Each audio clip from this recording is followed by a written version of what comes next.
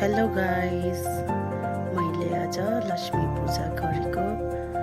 आज लक्ष्मी पूजा गरेर मिठाई अनि दिया जलाएर अनि त्यहाँदेखि आरतीहरू गायो, प्रसादहरू बनाएर अनि दिया जलाएर त्यहाँदेखि अर्को थालमा त जलाएको थिएन, एउटा थालमा जलाएर अनि पछि चाहिँ कमलको फुल चढाएर लक्ष्मी माताको पूजा गरेको मैले आज।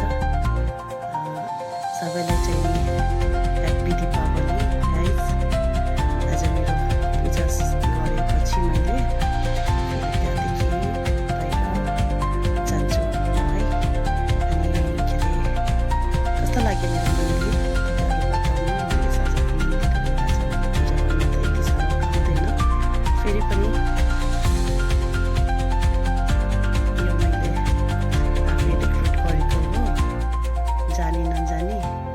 अनि यो लाइटिङहरू लगाएर मालाहरू लिएर अनि कति महँगो मालाहरू पनि आम्मामा सालभरको चाडबाड एक्लो मान्छे अनि एक्लै बनायो। अनि नजानी मैले रङ्गोली बनाएको गाइस, कस्तो लाग्यो हेर्नु त, मजाक नउडानु है प्लिज गाइस। रङ्गोली बनाएर मैले यहाँ पनि दिया बालेँ अनि दिया बालेर फेरि घरको डेकोर देख्नुहोस्, बाहिरको डेकोरहरू है कस्तो लाग्यो। बाहिर धेरै लडी त ल्याएको थिएन, कम ल्याएको थियो अनि त्यति 4वटा लडीले नै युज गरेर बनाएको हो। कस्तो लागेछ, अलिकति बाचा त हो नि है, फ्यामिलीहरूसँगै भयो पो मजा आउँछ, तर आफू एक्लो मान्छे यत्तिकै गरेर बनाएको मैले गाइस। यो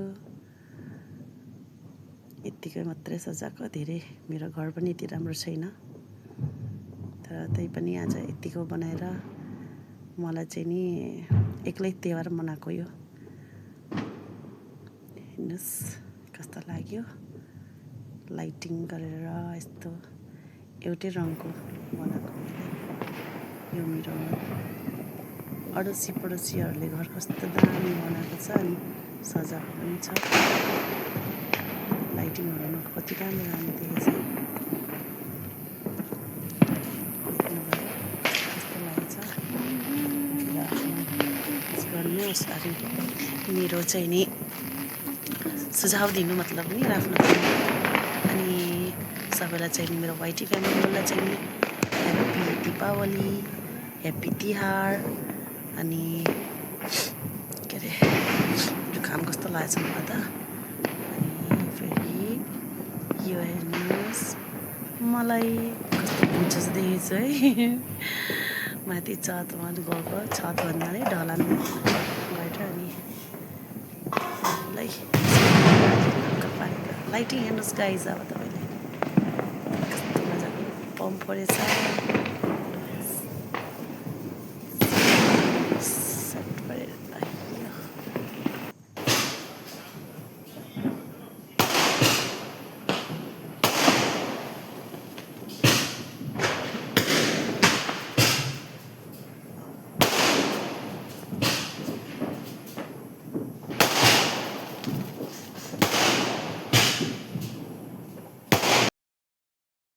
आउनुहोस् गाइस, सेलरोटी खानुहोस् अनि फिनी पनि तपाईँहरूको लागि ल।